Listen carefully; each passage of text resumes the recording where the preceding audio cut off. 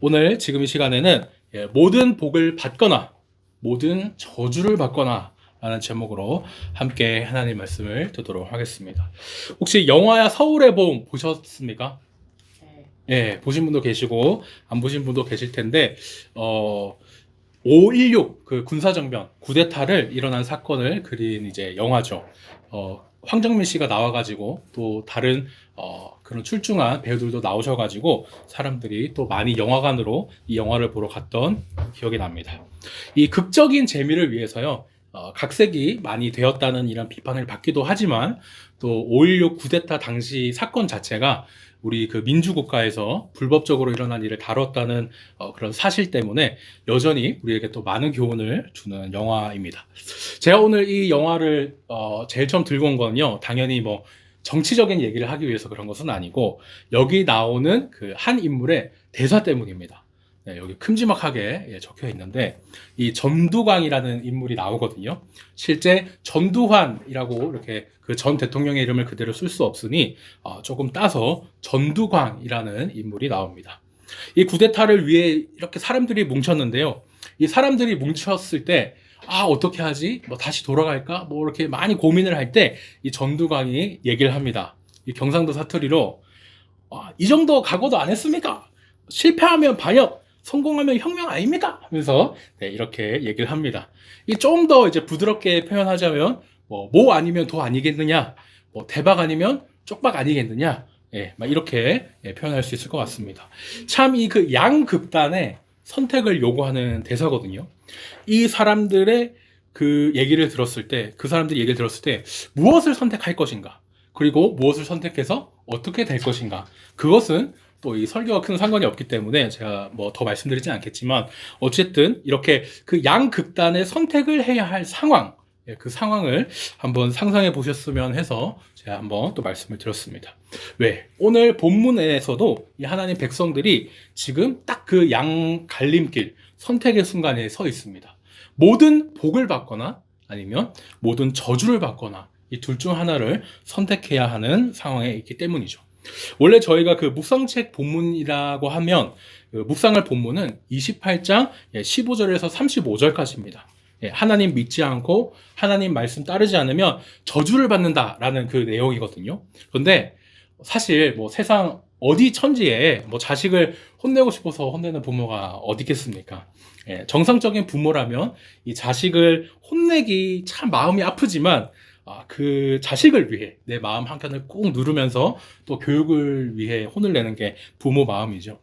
그 방송에 막 그런 나쁜 편집을 하듯이 자녀를 혼내는 모습만 딱 봤을 때는 요즘 같은 세상에 뭐 아동학대 아니냐, 그렇게 말을 들을 수 있을 정도로 엄하게 막 혼내는 모습이 있을지도 모르겠습니다.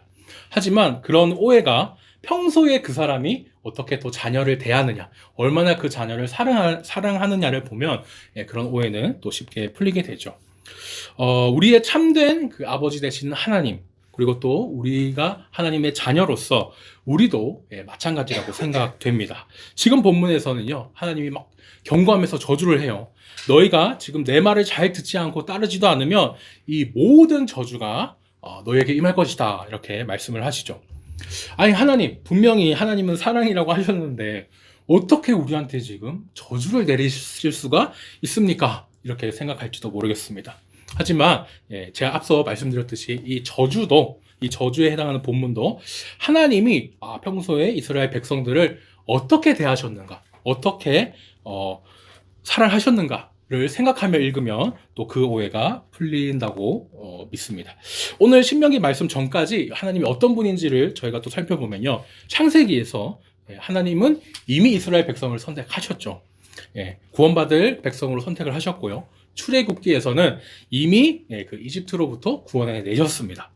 내 말 듣고 잘 따르면 복을 받을 것이야, 복을 받을 거야 하고 언약을 맺으시기도 했죠. 이 사실은 그래서 이스라엘 백성들이 더 잘 알고 있습니다. 물론 나에게 그 베푸셨던 은혜, 뭐 구원의 그것들을 깜빡하면서 하나님이 어떤 분인지 잊고 막 떠날 때도 있지만 그거는 또 죄인 된 우리도 마찬가지죠. 오늘 1절을 보니까 먼저 이 복에 대한 얘기를 하시면서 조건을 딱 얘기하세요. 뭐냐? 당신들이 하나님의 말씀을 잘 듣고 그 명령을 잘 지키면 이게 이 조건이죠. 이 조건 지키면 어떻게 됩니까? 하나님이 당신들을 모든 민족 위에 뛰어나게 하신다 라고 얘기를 합니다. 또 2절에 하나님 여호와의 말씀을 청종한다 이렇게 얘기를 하는데 1절에 하나님 말씀 잘 듣고 그 명령 잘 지킨다 이거는 뭐 사실 똑같은 말이죠. 청종한다는 말이. 조건은 같지만 이 하나의 조건을 지켰는데 또 다른 2절의 내용이 나오죠. 어떻게 됩니까? 모든 저주가 또 나오기도 하지만 모든 복이 내게 임하며 내게 이른다라고 이렇게 말씀하십니다. 이 모든 복은 또 뭘까요? 이게 계속 3절, 4절, 5절, 6절 이렇게 계속 나오는데 우리말에는요. 이 대표가 되는 단어 몇 개가 모든 내용을 말할 때가 있습니다. 무슨 말이냐? 동서남북 하면 딱 정말 동쪽 서쪽, 남쪽, 북쪽만 가르치진 않죠. 비록 말한 거는 동서남북 네 방향 뿐이지만 360도 모든 방향, 모든 곳을 저희가 그렇게 얘기를 합니다. 노래 가사에도 서울, 대전, 대구, 부산 찍고라는 가사가 있는데 정말 이 네 도시를 말하는 것만이 아니라 언급되지 않은 전라도, 강원도도 포함된다는 거 저희가 알고 있죠. 이렇듯 성경에도 반대되는 개념 아니면 대표되는 몇 개의 단어들을 통해서 모든 것을 포함해서 말할 때가 있습니다. 3절 보니까 성읍에서 복을 받고 또 들에서도 복을 받는다고 하죠. 이 말이 뭡니까? 사람이 제일 많아서 막 득실득실되는 그 성읍이든지 아니면 나 혼자 서 있을 들에서도 또 복을 받습니다. 내가 어디에 살든지 어디에서 무슨 일을 하든지 그 성읍 안에서 하든 들에서 양을 치든 상관없이 또 복을 주신다는 말이기도 합니다.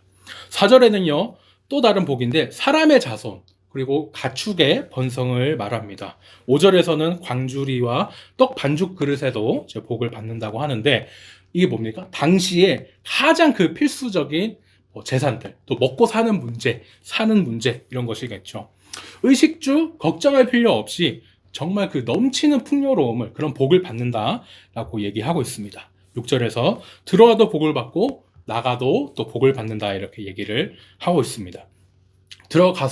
나가서만 아니죠. 제가 아까 말씀드렸던 것대로 요즘으로 치자면 출근할 때나 퇴근하고 나서나가 아니라 직장에서나 모든 심지어 내가 차나 버스를 타고 움직이는 그때도 복을 받는다. 정말 모든 어떤 상황에서든 복을 받는다라고 이해할 수 있겠습니다.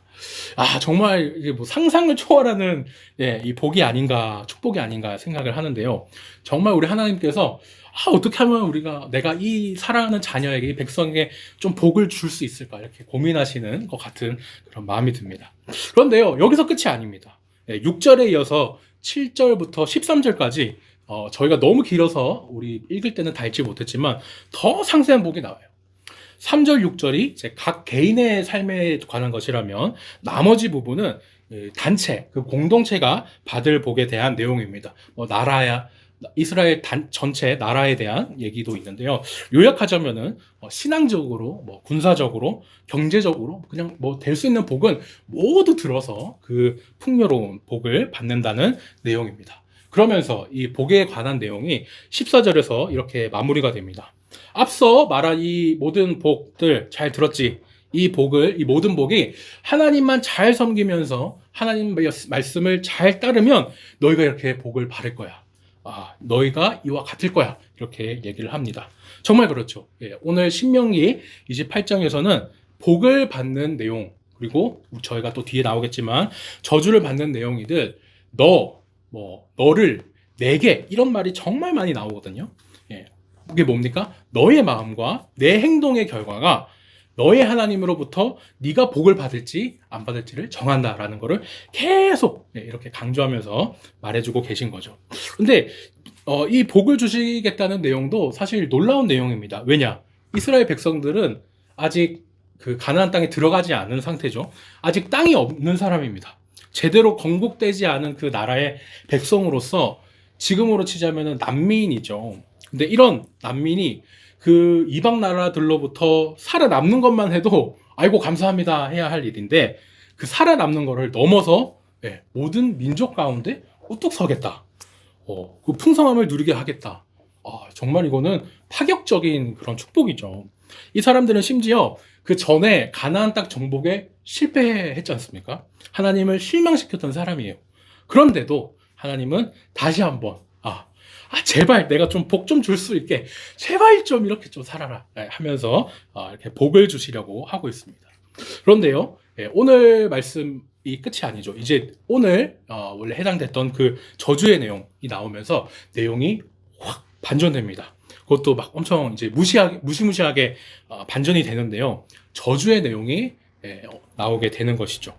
근데 이 저주의 내용이 특별히 더 무서운 이유가 있어요. 뭐냐면 앞서 말했던 그 복이 깊은 만큼 이 저주도 깊기 때문이죠. 한 사람을 사랑하면 그 사랑했던 만큼 나중에 사이가 틀어지거나 했을 때 더 미워하게 되는 것과 또 같습니다.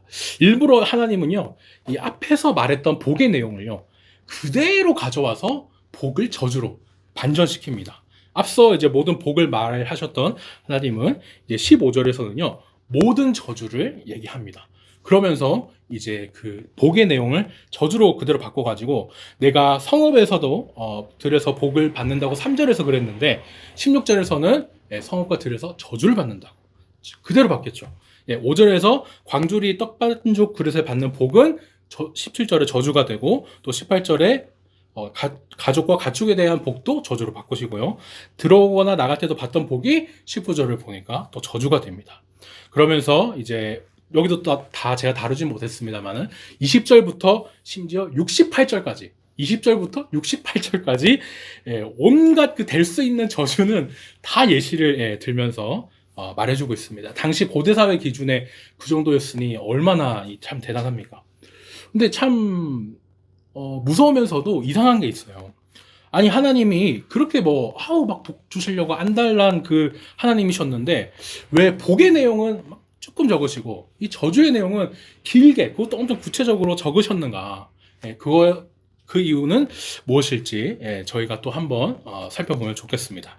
자, 이번 그 수요 묵상에서 강한 처벌의 그 예를 들면서 싱가포르에서 껌 씹는 얘기를 한 적이 있거든요. 근데 이번에는 그 비슷하게 카메라 단속 얘기를 한번 해보려고 합니다. 운전을 하다 보면요, 그 과속 카메라 딱지를 받을 때가 있어요. 물론 이 과속은 내 잘못이죠. 그렇기 때문에 벌금을 내기는 냅니다. 하지만 속으로 막 이런 마음이 드는 거예요. 죄인된 마음으로서 나라에 돈이 없나 하면서 왜 굳이 저런 데 카메라를 달아가지고 이런 걸로 우리 서민의 돈을 가져가고 말이야, 이런 마음이 들 때가 있습니다. 근데 정말 나라에 돈이 없어서 그런가요? 아니죠. 그 세금이 막 남아돈다는 강남에도 카메라가 정말 많은 것만 봐도 분명 돈 때문에 그렇게 카메라를 달아놓은 건 아닙니다. 요즘에는 그 차에 달린 내비게이션, 핸드폰의 그런 어플을 통해서라도 이 단속 카메라가 어디 있는지 알 수 있어요. 근데 그거 아십니까? 한창 이제 그 내비게이션이 보편화되고 할 때 우리나라에서 이 제조 회사들을 고소한 적이 있어요. 왜? 예전에는 이 단속 카메라를 피하지 못해서 사람들이 벌금을 냈잖아요. 근데 이제 사람들이 내비게이션이나 이런 것이 등장하고 나서는 벌금을 안 내니까, 단속에 걸리질 않으니까 이게 좀 문제가 있다라고 해서 고소를 한 거였습니다. 근데 법원에서 판결 내기를 어떻게 했냐? 단속 카메라의 원래 목적이 뭐냐? 벌금을 뜯어내기 위한 게 아니잖아요.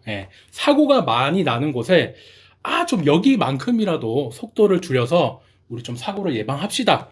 이 의도로 카메라를 둔 거지 않습니까? 그래서 오히려 카메라 단속 위치를 알려주는 이 내비게이션이 더 좋은 거다 하면서 제조회사에 대해서 무죄를 얘기를 했습니다. 참 재밌죠? 이 사실로 또 저희가 알 수 있는 게 있습니다. 뭐냐? 단속 카메라가 그렇듯이 우리 이 저주의 말씀도 정말 좀 무서운 말씀이지만, 너네 이러면 저주 받을 거야, 이 말이 겁을 주려는 게 아니고 막 벌을 주려는 게 아니고, 원래 목적은 야, 너네 이러면 큰일 난다니까 조심해, 경고하며 예방하는 것. 그러니까 제발 하나님을 믿고 제발 하나님 말씀만 따라라는 그 경고의 목적이 있다는 것입니다. 그것도 그럴 것이요, 하나님의 백성이 이미 복을 받았어요. 그것도 이미 복 중에서도 가장 큰 복을 받았습니다. 시내산에서 너희가 나를 믿고 잘 따르면 복을 주시겠다, 언약으로 이미 약속도 하셨죠. 이제 하나님은요, 이렇게 겁을 주시려고 했다기보다는 너희는 이제 내가 선택한 나의 백성이니까 이렇게 살아야지 하면서 그 순종으로 반응하게끔 막 이렇게 이끄는 것이지 절대 막 이렇게 막 겁박하기 위한 것이 아닙니다. 오히려 막 이런 겁박은 어때요? 막 너네 이러면 구원 못 받아. 뭐 너네 이러면은 뭐 이렇게 복을 못 받아. 너네 이렇게 안 하면 우리 단체에서 쫓아낼 거야. 이런 식으로 이단 사이비에서 또 많이 쓰는 방법이지. 뭐 북한도 그렇고 저희는 정통 기독교에서는 결코 그렇지 않습니다. 오늘 말씀에서요, 이 저주의 내용을 보니까 정말 끔찍했습니다.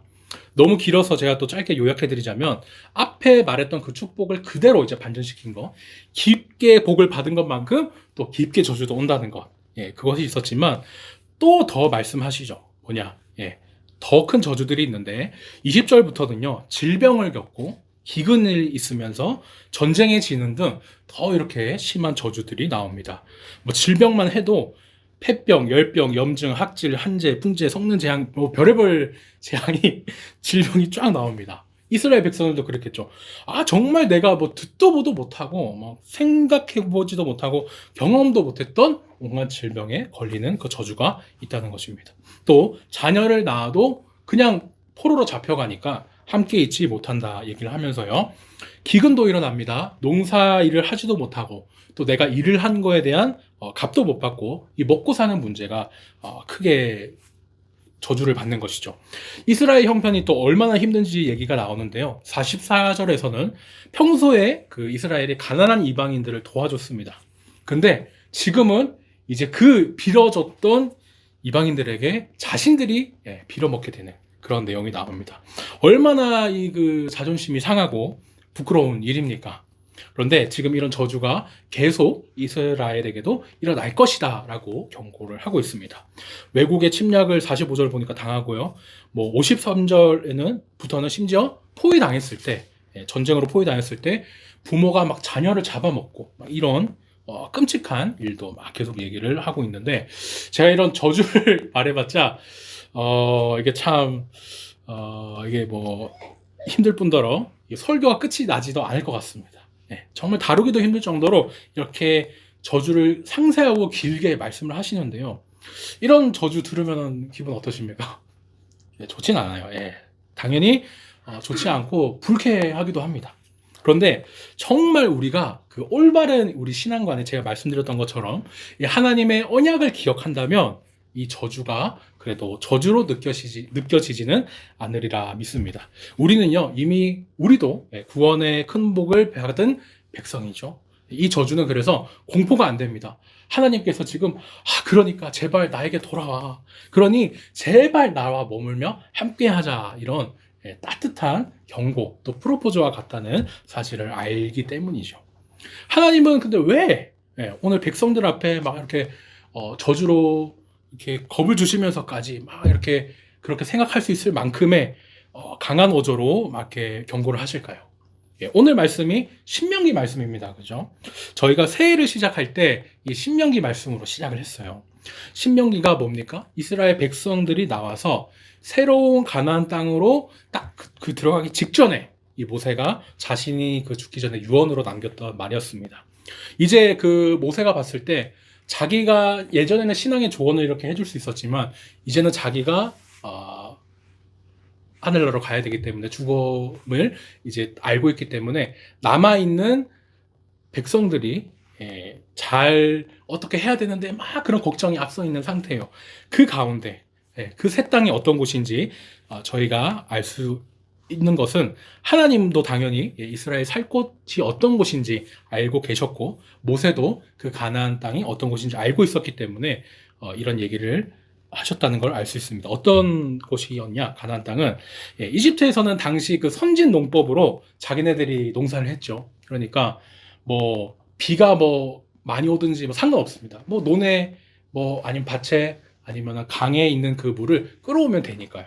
그런데 하나님이 이 이스라엘에게 주신 가나안 땅은요, 애굽의 땅이랑 달랐어요. 땅 자체는 정말 좋거든요. 그래서 물을 그냥 흠뻑 막 머금어 보이는 정말 좋은 땅인데 문제는 이 땅이 너무 좋다 보니까 물을 이제 밭에 대러 이 물이 흘러가는 순간 땅이 흡수돼 버리는 거예요. 그래서 이렇게 이집트에 있을 때, 애굽에 있을 때처럼 선진 농법으로 농사를 못하고 무조건 하나님이 비를 내려 주셔야만 농사가 되는 그런 땅이었습니다. 경사진 땅이니까 더 이렇게 물을 끌고 오지도 못했죠. 무조건 위에서 밑으로 흐르는 그 물, 그 비만이 이른 비, 늦은 비라고 얘기하는 그 비를 내려주시는 하나님께만 의지를 해야 됐습니다. 그러니까 어때요? 땅은 자체는 엄청 좋은 땅이니까 하나님이 비만 주시면 여기는 대박나는 땅입니다. 근데 하나님이 비만 안 내려주시면은 이거는 일반 땅보다, 애굽에 있던 그 땅보다도 못한 땅이 되는 거예요. 정말 뭐 아니면 도이고 대박 아니면 쪽박이 되는 게 이 가나안 땅이었습니다. 철저하게 하나님만 의지하게끔 그 사는 것도 일부러 그 가나안 땅으로 정했던 것이죠. 뭐 아니면 도 제가 말씀을 드렸는데 윷놀이에서 뭐가 나오면 5칸, 그 다음에 도가 나오면 1칸인데 이거는 사실 뭐 아니면 도도 아니죠. 왜냐하면 뭐 도는 1칸이라도 가는데 하나님께 받은 저주는 더 심하니까 무슨 뭐 뒤로 10칸, 뭐 20칸 가는 것도 아니고 비교가 안 될 정도로 엄청 복과 그 저주의 대비를 말씀에서 저희가 또 확인할 수 있습니다. 저희는 그 기복신앙이라는 말을 많이 들어봤습니다. 왜 기복신앙이냐? 복만을 기도하는, 복만을 바라는 신앙이라서 저희가 기복신앙이라고 하죠. 이 기복신앙은요, 우리 정통 기독교에서 정말 나쁜 요소로 비판받았습니다. 하지만 이게 저희가 복만 바라니까 이게 문제가 되는 것이지, 우리 신앙에는 오늘같이 분명히 하나님이 복을 주시는 요소가 있습니다. 오늘 말씀과 같이 성경에서도 이렇게 말씀하시지만 예배 순서에서도 저희가 그 축도를 하지 않습니까? 근데 이 축도가 보수적인 그런 교단에 따라서는 강복선언이라고 하기도 하거든요. 비가 내리는 게 강우인데 이 복을 내려주시는 것, 이게 강복입니다. 하나님께서 우리 성도들에게 복을 내려주신다는 거죠.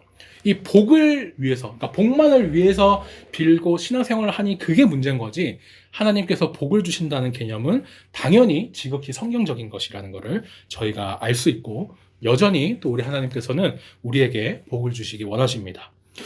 목사님, 그러면은 우리에게 복을 주신다는 거 너무 좋은데 저주는 안 주십니까? 이렇게 또 생각하실 수도 있는데요. 사랑하는 자녀를 향한 경고로 예방 차원에서 제가 준 것이 저주라고 말씀드렸죠.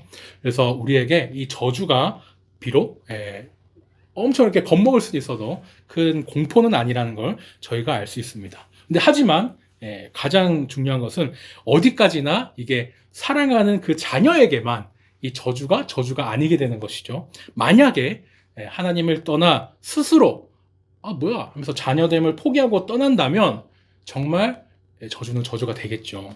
예방이 아니라 처벌이 되기 때문에 정말 이 공포가 됩니다. 만약에 그렇게 떠난 사람이 있다면 가장 받게 될 큰 저주가 뭡니까? 이 세상의 그 무엇도 정말 그 잠깐 사는 복이고 저주일 텐데 영원에 대한 저주이겠죠.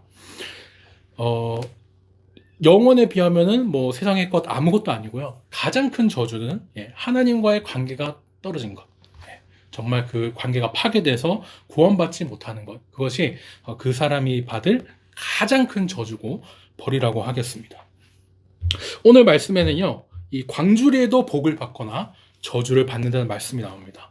이 광주리 보면서 떠올린 사건이 있으실지 모르겠는데요. 저는 그 예수님께서 강복을 하시면서 12강줄이 남기셨던 그 오병이어의 사건이 기억납니다.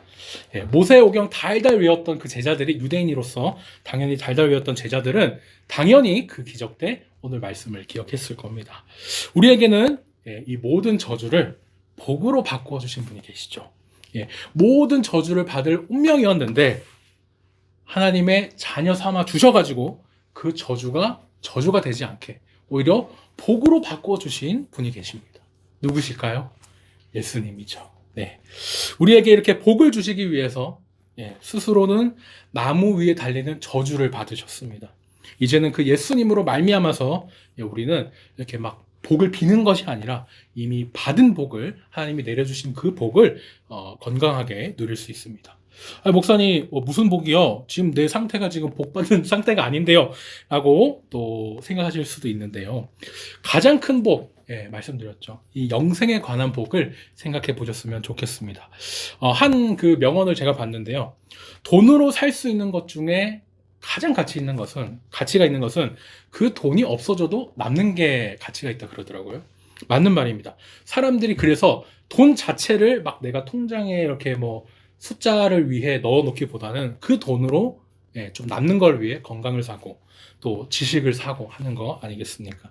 그런데 이렇게 뭐 가치 있다고 사는 이것도 결국에는 이 세상에서 살 때뿐이죠. 우리에게는요, 이 영원한 이 영생이 있습니다. 정말 그 영원을 제가 어떻게 표현할지 모르겠는데 무한한 것이잖아요. 이 그 무한한 것에 비하면 지금 이 땅은 한계가 있는 것이고 정말 작은 것에 불과합니다. 우리나라 그 최고 갑부인 모 회장은요, 다 아실 텐데 그 영원은커녕 이 땅에서 생명을 더 갖고 싶어도 또 갖지 못했습니다. 그게 우리 사람의 모습이죠. 하지만 우리는 이 땅에서의 생명보다 더 값진 그 한계가 있는 그런 이 땅에서의 무언가가 아니고 무한한 그 비교가 불가능한 이 영생을 가지고 있다는 사실이 정말 가장 큰 복이라고 할 수 있겠습니다. 물론 하나님이 주신 복에는요, 이런 영생은 당연한 것이고 가장 큰 좋은 것이고 따라오는 것도 있죠. 거기에 따라서 각 사람의 형편에 따라 그 사람에게 가장 유익하다고 하면 돈을 주시기도 하고 건강을 주시기도 하고 뭐 지식을 주시기도 하고 참 많은 부가적인 복이 있습니다. 하지만 이것은 다 따라오는 복이죠. 우리 사람이 아니라 하나님이 봤을 때 필요한 복을 따라오게 주시는 것이지 우리가 이미 가장 큰 복은 구원의 복은 이미 누리고 있다는 사실 기억해 주셨으면 좋겠습니다. 제 말씀을 제가 정리하겠습니다. 흔히 이제 축구 후반전 그 추가 시간, 로스타임이라고 하죠. 그 추가 시간에 많은 역사가 일어납니다. 야구도 9회 말에 많은 역사가 일어나죠. 흔히 또 얘기할 때는 식장 들어갈 때까지는 어떻게 될지 모른다. 그런 얘기도 합니다. 정말 그렇습니다. 이게 뭐든지 우리가 끝까지 가봐야 아는 거고 끝에 가서 이기는 사람이 진짜 이기는 사람입니다. 이 복과 저주도 마찬가지예요. 이 복과 저주가 최종적으로 이루어지는 것은 종말의 때입니다. 지금 내가 뭐 복이냐 저주냐 그것을 당연히 우리가 누릴 수 있겠지만 더 큰 최고의 우리가 희열을 느끼는 그때는 종말의 때라는 것, 예수님 다시 오실 때라는 것, 그때를 참고 인내하면 좋겠습니다. 지금 혹시 복 받고 계신 것 같으십니까? 그렇다면 우리가 아직 더 제대로 크게 누릴 복이 가장 큰 복이 남았다는 것을 기억하여 주시면 좋겠습니다. 혹 내가 저주받은 거 아닌가? 예수님이 내가 저주받고 있는 건 아닌가라고 생각한다면 예수님이 내 죄를 모두 지고 모든 저주를 받아주셨다는 그 사실을 기억하면서 이겨내셨으면 좋겠습니다. 물론 사람이기 때문에요. 지금 혹시 내가 그때 뭐 잘못해서 내가 뭐 벌 받아서 내 삶에 지금 이런 일이 일어나나 이런 저주를 받았나 생각할 수도 있습니다. 하지만 그때도 다시 한번 우리를 위해 저주를 이미 감당하신 분이 계시다. 연단일 수는 있겠지만 결코 저주는 아니라는 사실, 이 말씀을 꼭 기억해 주셨으면 좋겠습니다. 지금은 저주 같아 보여도 야구가 9회 말이듯 우리 인생의 정말 참된 복은 가장 마지막에 우리 종말의 때 예수님 다시 오실 때 이루어지자는 사실을 잊지 않았으면 좋겠습니다. 하나님이 함께 하시면서 비 내려주면 대박나는 그 가나안 땅, 그렇지 않으면은 일반 땅보다도 더 못한 이 쪽박이 되는 가나안 땅을 앞에 뒀습니다. 이 모세가 모든 복과 저주, 모든 복과 모든 저주를 이렇게 유언으로 남겼죠. 저주의 내용이 복에 비해 훨씬 상세하고 길었습니다. 하지만 하나님은 이미 하나님의 백성으로서 우리에게 구원의 복을 주셨기 때문에 저주는 이 저주가 아니라 예방을 위한 경고고 또 예수님을 통해 이 저주는 우리에게 복이 됩니다. 내 삶에요 많은 어려움이 있습니다. 그 슬픔, 고통, 고난 이것들이 혹시 나의 잘못으로 인한 저주로 느껴지는 것 아닐까? 결코 그렇지 않다는 사실 아시죠? 나라의 경제와 함께 막 교회가 클 때 그때는 우리가 함께 또 그런 기복신앙의 그런 분별 없이 자랐기 때문에 또 익숙했기 때문에 더 그렇게 저주인가 생각할지도 몰라요. 하지만 이미 우리 하나님께서 우리를 구원해 주신 가장 큰 복을 주셨다. 모든 저주와 죄는 예수님이 지고 가셨다는 그 사실을 기억하시면 좋겠습니다. 하나님은 지금도 우리를 사랑하시고 우리에게 복 주시기를 원하며 그러기 위해 예수님을 통해 우리를 아들아, 딸아, 딸아, 아들아 이렇게 부를 수 있게 자녀 삼아 주신 것이죠. 바라기는 하나님의 자녀로서 그 저주의 경고를 생각하며 복 주시는 하나님을 통해서 이미 받은 구원의 복을 누리는 저와 우리 늘찬양교회 성도님 되시기를 예수님의 이름으로 축복합니다. 기도하겠습니다. 사랑하는 하나님, 오늘은 우리가 모든 복을 받거나 모든 저주를 받거나 라는 제목으로 하나님 말씀을 들었습니다. 가나안 땅으로 들어가기 전 하나님은 모든 복과 모든 저주를 말씀하시므로 하나님만을 믿고 따를 것을 말씀하셨습니다. 이 저주의 내용이 참으로 너무 상세하고 길고 끔찍합니다. 하지만 하나님께서 우리를 평소에 얼마나 사랑하신지를 알고 또 이미 구원해 주셨다는 그 사실을 아니 예방을 위한 따뜻한 경고로 이 저주를 볼 수 있었습니다. 이제는 이 하나님의 자녀답게 이 저주의 길이 아니라 복의 길을 합당하게 걸을 수 있도록 붙잡아 주세요. 우리의 모든 저주를 대신 지시고 또 그 저주를 복으로 바꾸어 주신 예수님의 이름으로 기도드렸습니다. 아멘. 지금은 우리 주 예수 그리스도의 은혜와 하나님 아버지의 극진하신 사랑과 성령님의 감화 감동, 내주 역사 충만하심이 하나님만을 따름으로 이미 받은 구원의 복을 풍성히 누리는 우리 늘찬양 성도 머리머리 위에 이제부터 영원까지 함께 있을지어다. 아멘.